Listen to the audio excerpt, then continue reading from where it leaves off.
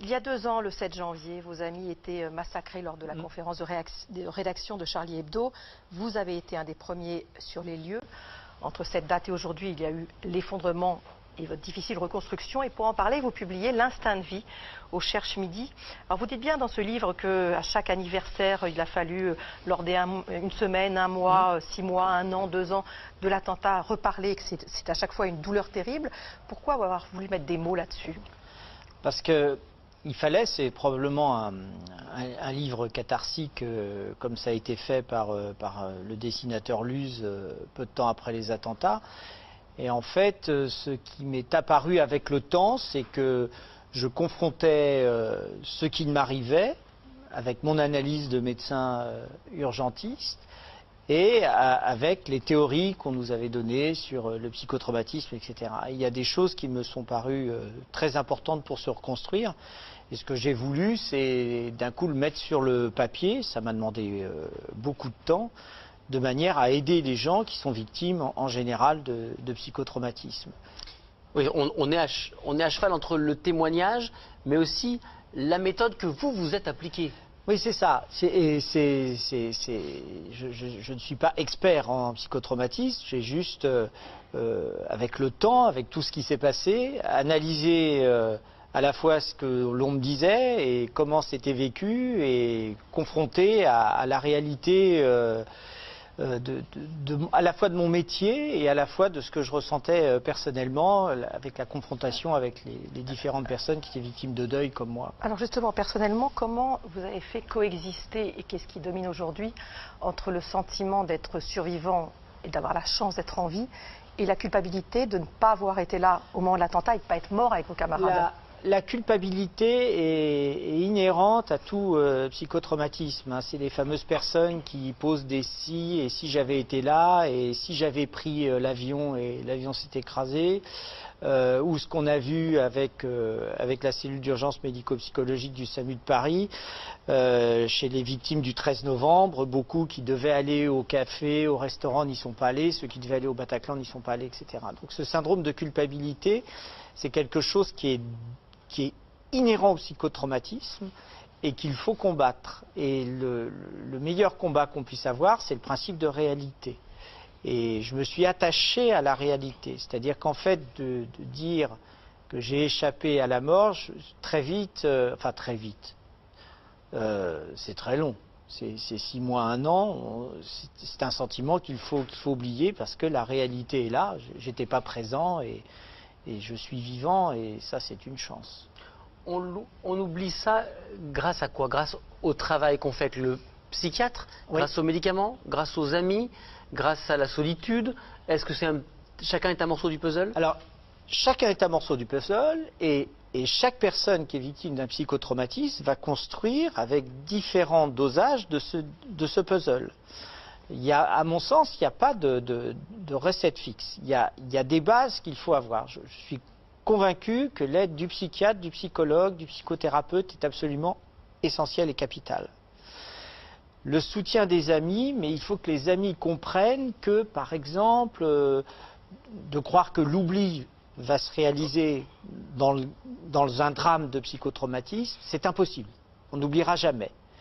Il faut qu'on soit... très bien que les amis n'ont pas le même espace-temps que vous. Pas le même espace-temps. C'est qu'eux, ils s'impatientent finalement. Voilà, de pas vous voir aller mieux. Et les gens, parce qu'on est dans une société de l'immédiateté où les choses doivent aller mieux, on passe son temps à entendre des théories disant il faut aller très très vite, faites ci, faites ça, faites la méthode de l'hypnose, ça y est, vous allez aller mieux. Non, c'est très très lent et c'est marche par marche.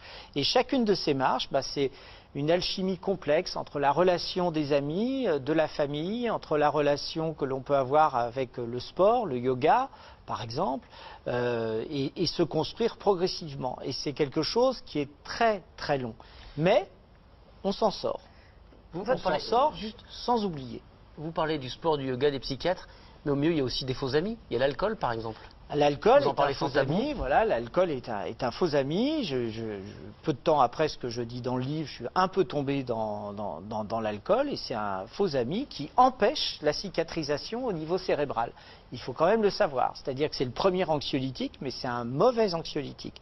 je ne remets pas en cause la convivialité que j'ai toujours à aller dîner avec les amis, etc. C'est très bien. Non, mais c'est l'alcool comme apaisement. L'alcool comme apaisement, et quand vous commencez à tomber dedans un peu trop rapidement, un peu trop systématiquement, et ça va très très vite. Et ça empêche de vous reconstruire et de soigner le psychotraumatisme. Votre métier d'urgentiste qui vous replonge régulièrement dans les drames, et notamment aux attentats du Bataclan, où vous avez assuré la régulation pendant toute cette nuit, ça vous a finalement plutôt aidé ou ça vous a fait redescendre des marches à chaque fois? Les deux, en fait. Parce que dans le feu de l'action, quand on est médecin urgentiste, on veut aider les autres, faire du mieux possible, tout faire pour sauver. C'est pas d'ailleurs un urgentiste en tant que tel, c'est toute une organisation, c'est-à-dire qu'il faut voir ça comme son ensemble. C'est-à-dire il y a à la fois les pompiers, il y a à la fois le SAMU, il y a les médecins, les infirmières, les aides-soignantes, les personnels des hôpitaux. C'est héroïque le système de santé qui s'est mis en branle, notamment le 13 novembre 2015. Maintenant, ce travail m'a aidé parce que ça m'a permis, ce que je dis à chaque fois, il y a ce sentiment de vouloir être utile. Plus qu'avant, plus que même à la naissance de ma volonté de faire médecin, de faire mes études, etc. Il y a cette volonté d'être utile. D'être utile, donc de faire bien le travail. Mais, quand on rentre après, chez soi, quand on se retrouve un petit peu seul, qu'on repense aux images de l'attentat, ça entraîne un peu une régression. Mais, à partir du moment où vous apprenez à gérer votre psychotraumatisme et cette mémoire traumatique qui se réactive dès que vous voyez quelque chose, ou vous entendez un bruit bizarre, une odeur bizarre, ou vous voir des images à la télé, etc., il faut apprendre à la vaincre. Alors, vous venez de dire, votre cerveau s'est modifié dans la perception, dans la vigilance, et vous expliquez aussi très bien que vous êtes devenu, en ce qui concerne le terrorisme, une éponge à information. Quelque chose se passe et vous en gardez une mémoire ultra précise. Ultra précis. Les dates, les heures, tout. Les dates, tout ce qui s'est passé depuis Charlie. Hein. Voilà, depuis Charlie. Et à travers le monde. Et ça, vous pouvez réciter l'agenda de la terreur. L'agenda de la terreur. Et, mais alors, vous n'aviez pas une mémoire phénoménale auparavant. Enfin, c'est pas hors du commun. Pas spécialement. Non, et puis c'était pas quelque chose qui me passionnait. Hein. J'imagine que c'est malgré vous. Voilà, c'était malgré moi. Mais par exemple, là récemment, j'ai fait un voyage à New York. Je me suis empressé d'aller voir les collègues d'un service des urgences de New York pour leur demander comment ils étaient organisés en cas d'attentat, etc. et de voir comment ils ont progressé.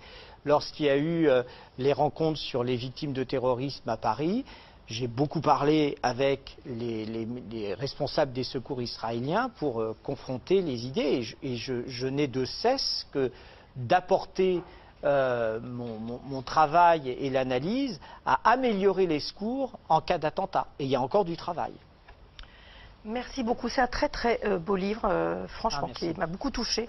Patrick Pelloux, L'Instinct de vie. Je voudrais juste qu'on puisse, si on peut zoomer sur ce dessin qui est absolument magnifique d'Ernest Pignon-Ernest et qui résume tellement bien la façon dont vous avez pu vous en sortir. On peut s'en sortir que grâce à de l'aide. Merci beaucoup. Merci à vous.